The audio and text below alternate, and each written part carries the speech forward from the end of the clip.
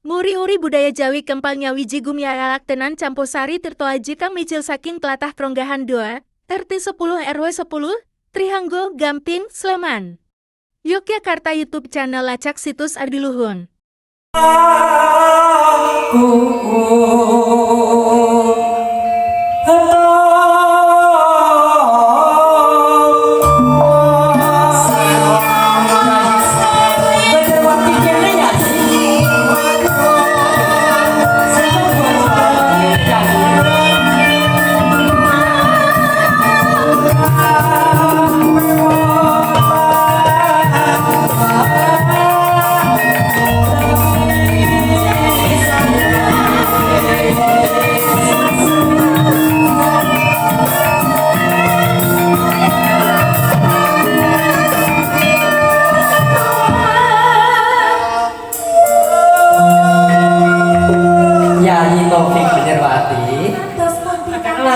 Sewa bengi pamadunipun lumantar panjenenganipun Bapak Pekunen Bapak Surati. Kang iki diwanjurke awake dhewe senadyan to dununge mung ana dusun ya kuwi Gunung Kidul. Bebasan adoh Ratu Cedawatu. Nanging awake dhewe diparingi sowan ning padukan Ronggahan kene Yai. Mula aja kejet ing sakmangku nggon ucap pamipun aja nganti kowe kleru jalaran ana wewengkon Ronggahan kene akeh para sesepuh kang budaya luhur mula Yai ayo padha satu teko monggo Kang Mas perlajengaken oh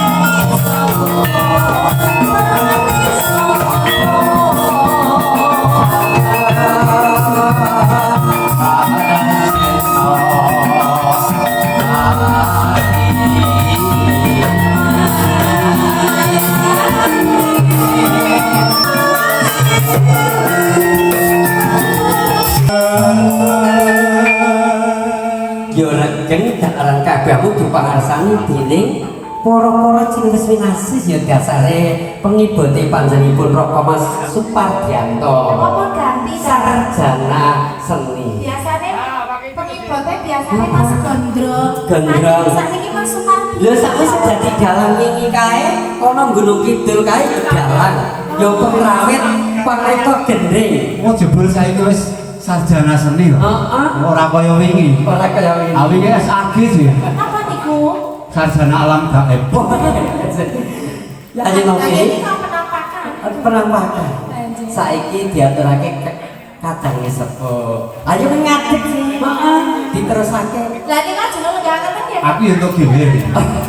Apa wis ngadeg apa? Mbok coba Aku kira ngadegen mau lho ya. Oh ngono ya. Lho biasane ya nggo pasangan kok. Pati Amma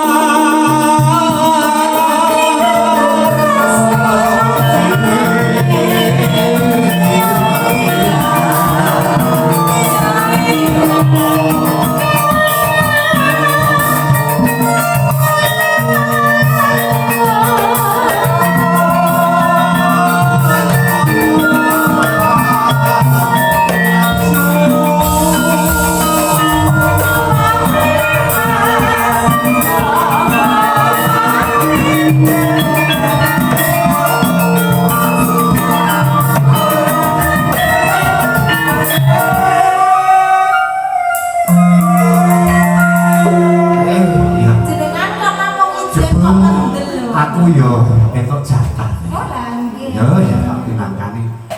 Yo ada saben nganti menangkani pamripun peboten nyambung.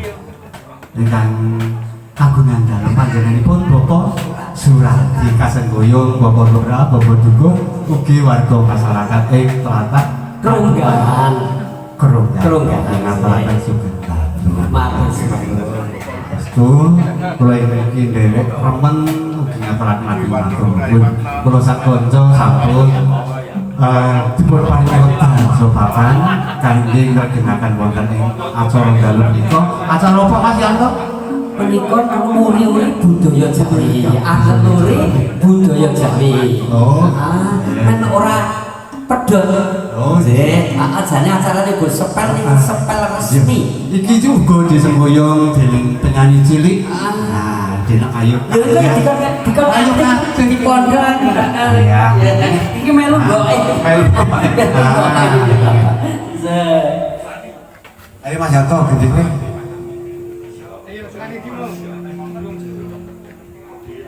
Oh, iki ngene. Lho, diajar.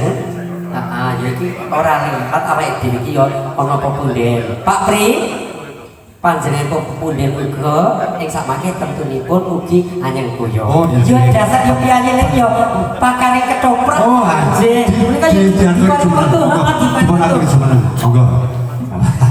Yo pakar ketoprak. Nggih, ternyata Sebuah sepuluh nggih. paling berbentar. Menika bapak ibu-ibu utaminipun ingkang remen nguri-uri budaya Jawi. Sembah nuwun sampun pirsa rawuh sinaosa swasana Jawa. Mugi-mugi ing sak mangke saya kathah nggih para warga padukuhan Krunggan kalih ingkang rawuh mriginipun lan padukuhan Krunggan setunggal. Amin. Jadi pokoknya senajan to Jawa namun mboten ngirangi semangat kula lan panjenengan sedaya kangge nguri-uri budaya luhur. Nggih, Mas Adipun menika Bapak anggota Dewan Pemerintah Kabupaten Sleman ugi alhamdulillah kersa rawuh sinaosa namung kula WA. Menika Bapak Dewan iki tuku ora ya. Alhamdulillah sinaosa dapangan menika rawuh wonten ing gubuk kula menika pun utamaken. Mangke temen-temen mawon badhe paring pengen gandrung. Sinau mari jodoh. Oke, diteruske iki wae.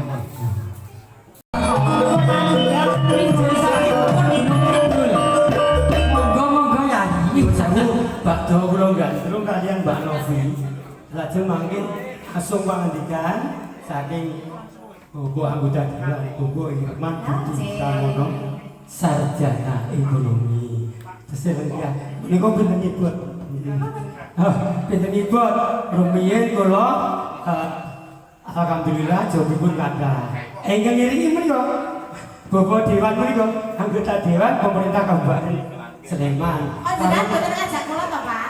Nggih, rumiyin menika jenengan tesih ondol-ondol napa iki? Didi-didi. Dene piye apa? Nggih, dalu menika dipun rawuhi panjenenganipun Bapak Dewan. Mak biasane iki wis seneng dhisik paguyuban anggere dirawuhi Bapak Dewan niku wis seneng dhisik. Ayem. Nggih. Ayo monggo. Mbak Novi, Dalam. sakmenika ketobrakan. Oh, nggih. Panjenengan kula patah. Nggih. Kula patah dados cempluk. Nah, nyempluk kan. Sinaosa sepuh kula ning getihipun raipun. Getihipun sepuh bapak jenengan. Nggih. Nggih, kula kepengin duwe bojo gandrung panjenengan. Jenengan bentuk. Kula gendong. Gendong. Takon. Sapa manis kaya sira.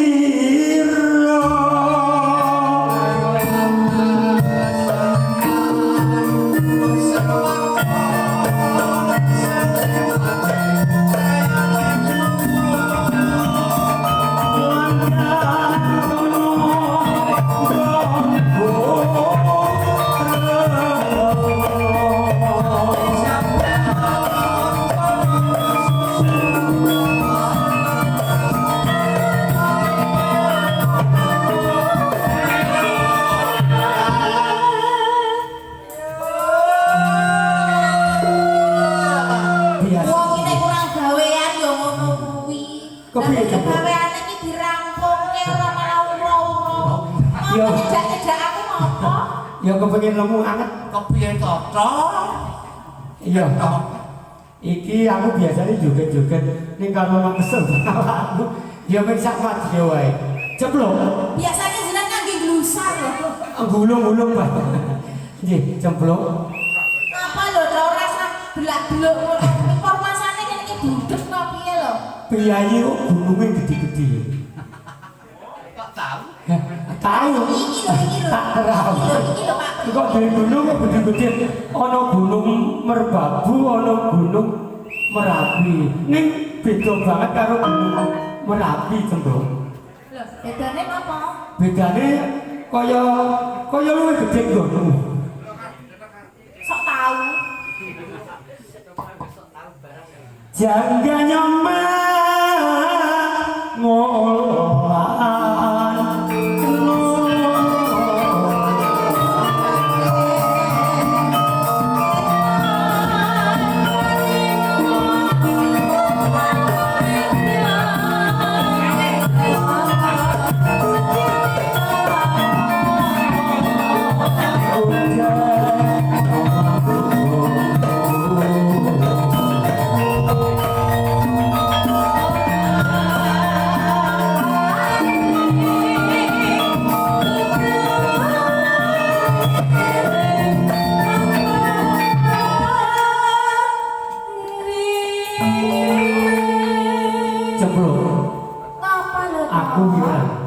aku sih Kok isen ki lha apa?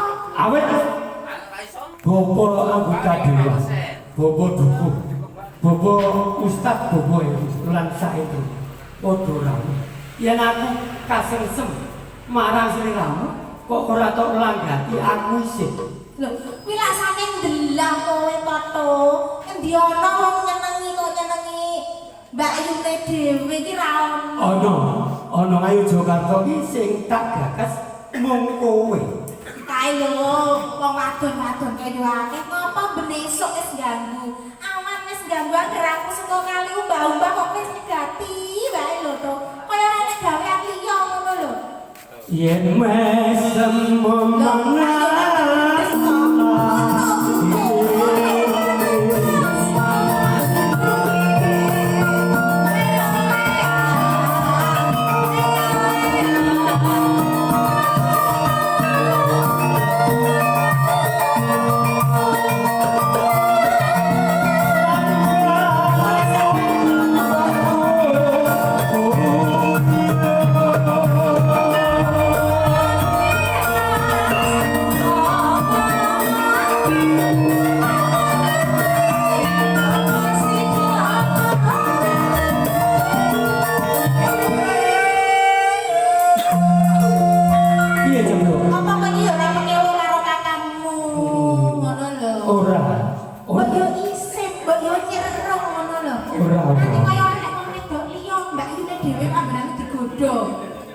aku seneng nek piyayine lemu iki dijak turu mestine rasa.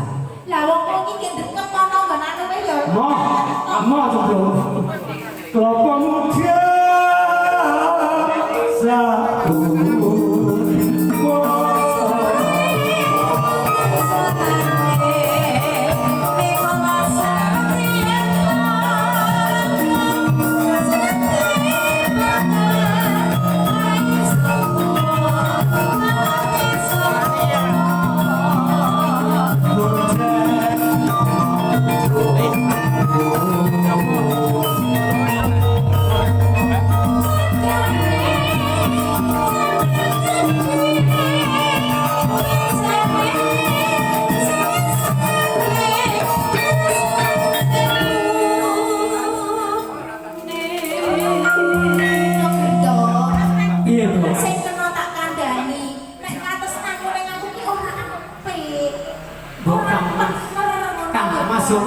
Ngomong tok.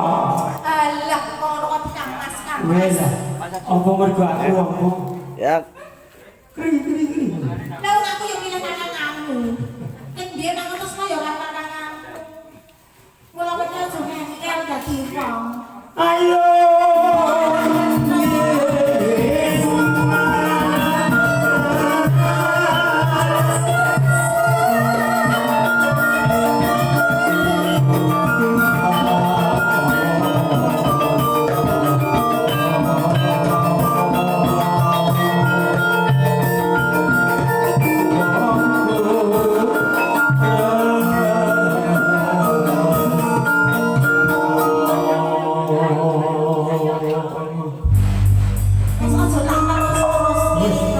Wis cukup semene senengmu karo aku belas ora seneng karo awakmu. Aku saiki aku udang putuku. Kene nak. Putra Nusantara, Bapak Diwan Levida.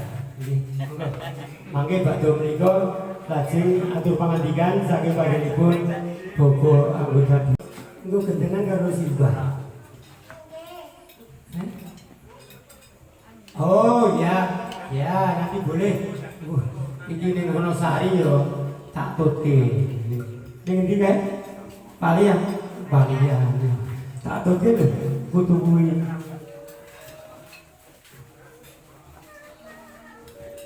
Anakku ayu dewe. Kok jenengan sing diundang niki kok jenengan lemer sani mriko to, Pak? Anggere bonden ayu jenengan kok men sani mriko niki enten apa to? Pilihan gue mantan pacar. Oh, mantan pacar. Mantan pacar. Habisnya guru hutan aku disini muda ini.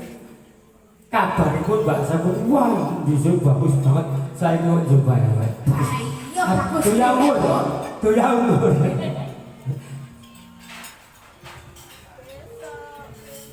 Besok pindah sekolah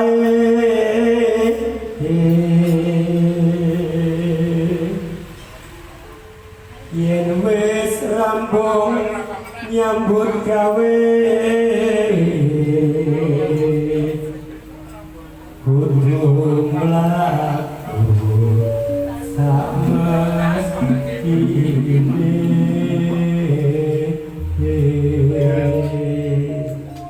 Hidung ya dok, hidung Simbah. Oh, Simbah wis ra mampu. Hidung. Cuma nengok biar anakku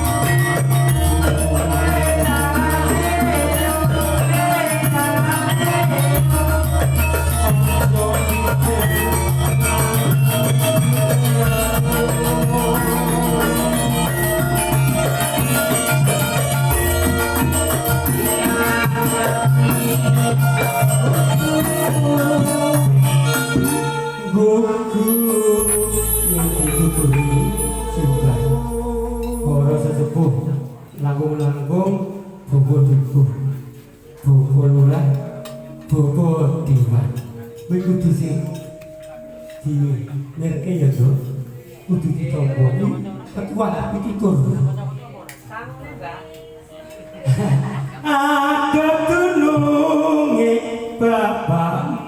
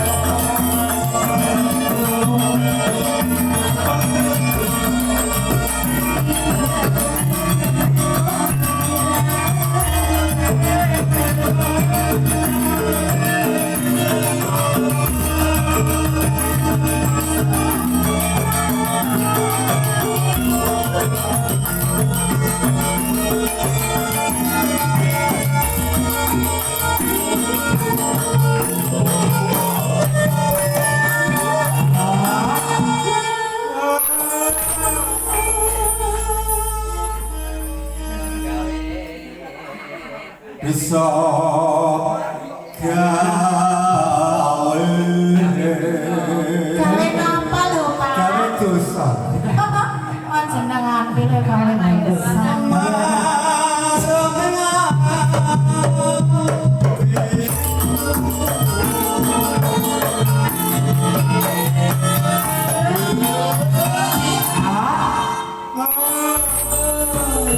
Yo, lek tolong men bapakane iki lho cak semene wis kon golek butuh dhewe ngono lho. Bapakmu jenenge sapa, Nduk? Karnadi alias Koclok oh tukang ibu. Malah ini bapakmu to. Jenenge koclok ampun Duk. oh iya Oh, ngakune bapak kok. Lah kok anakmu kok mending kok beda? Bibite banyune apik, jalune yo lancar. bapak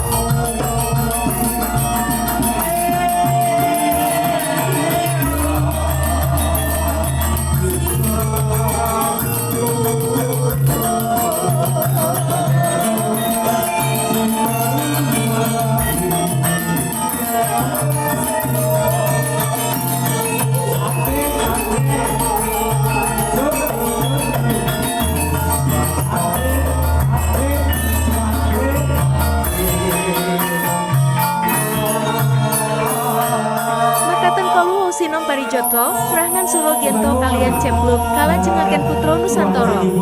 Saking campur sari Tirto Aji mugi dadosno panglipur sakutawis menawi para kadang sutreno saged nimbali kula sakonso saged mregengaken hajadan Bapak Ibu sekalian.